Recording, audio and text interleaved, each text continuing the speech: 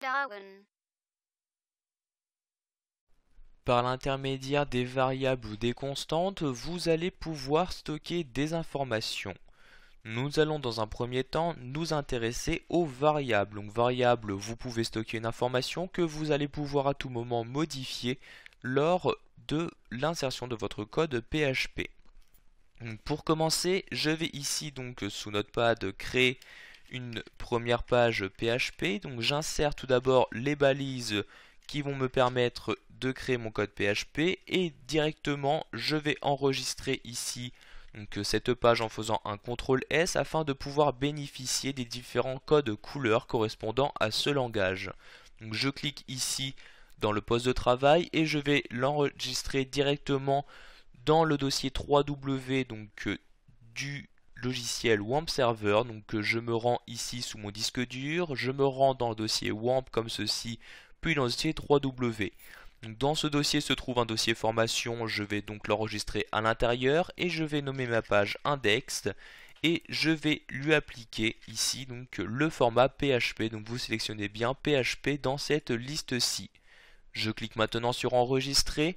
J'ai donc automatiquement l'enregistrement qui est effectué et les différentes codes couleurs qui sont appliqués. Ici, code couleur correspondant bien au langage PHP. À l'intérieur de ces balises, je vais maintenant commencer par déclarer ma variable. En PHP, vous déclarez une variable en même temps que vous lui insérez une valeur. Donc une variable, afin que le langage puisse correctement la différencier des autres valeurs, vous allez utiliser le symbole $, puis vous choisissez un nom à votre variable, par exemple une variable prénom.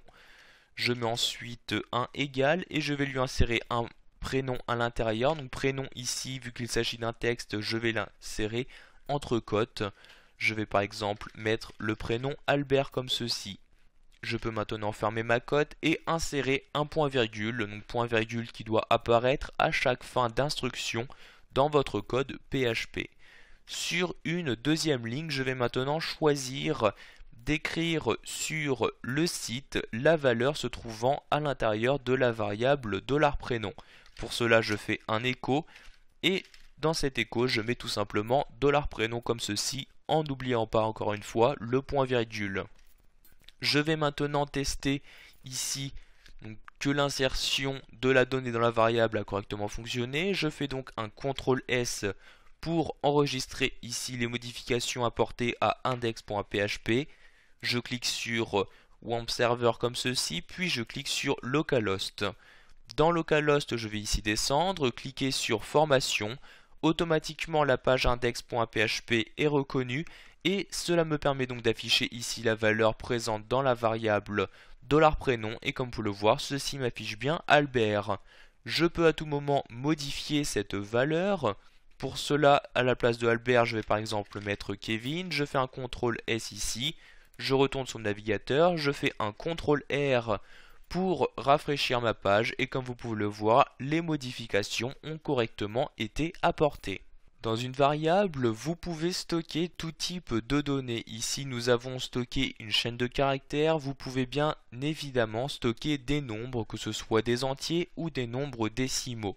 Donc, je retourne ici sous Notepad et je vais créer une deuxième variable. Donc, après $prénom, je vais par exemple ici créer une variable âge. Je mets donc $âge est égal à. Et ici, vu qu'il s'agit d'un entier, je n'ai pas besoin d'utiliser les cotes. Je vais par exemple mettre 30 comme ceci. J'appuie ensuite sur la touche point virgule pour l'insérer. Je souhaite maintenant écrire donc la valeur se trouvant dans la variable $âge. Je fais donc un écho de $âge. J'enregistre ma page et je rafraîchis celle-ci. Vous pouvez voir que ces deux informations apparaissent correctement sur le site. Je retourne ici sous index.php. Je vais par exemple ici choisir d'écrire une phrase disant par exemple ici Kevin a 30 ans. Donc pour cela, je supprime ici le écho $âge et je vais ici donc mettre qu'un seul écho, donc ici le prénom. J'insère ensuite le symbole de concaténation, puis entre guillemets, je vais mettre le texte que je souhaite écrire. Donc ici le verbe a, donc le verbe avoir, pardon, donc je mets a. Ensuite, je mets également un espace, je ferme ici les guillemets, j'insère à nouveau le symbole de concaténation. Je souhaite utiliser la valeur présente dans la variable $âge, j'insère donc ici $âge, je réinsère un point de concaténation et entre guillemets je mets espace en comme ceci. Je fais un CTRL S, je retourne sur mon navigateur, puis je rafraîchis la page. Comme vous pouvez le voir, ici la phrase a bien correctement été insérée.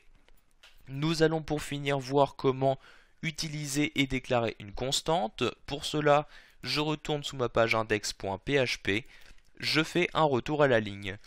Pour déclarer une constante, vous n'allez pas le faire de la même manière qu'une variable, vous allez devoir ici utiliser le mot-clé define et entre parenthèses préciser au moins deux paramètres, à commencer par le nom que vous souhaitez donner à votre constante. Donc par exemple, je vais insérer une constante où je vais accueillir le taux de conversion entre les euros et les francs.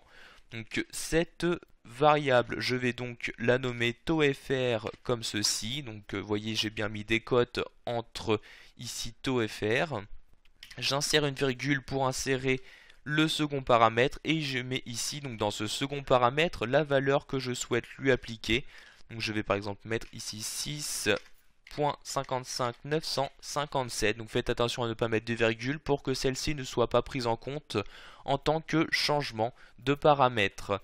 Vous pouvez préciser un dernier paramètre, donc vrai ou faux, suivant si vous souhaitez donc que votre constante soit sensible à la casse. Donc vous mettez vrai si vous ne souhaitez pas qu'elle soit sensible à la casse. Donc ici je vais par exemple mettre faux comme ceci, je ferme maintenant la parenthèse, puis j'insère le point virgule.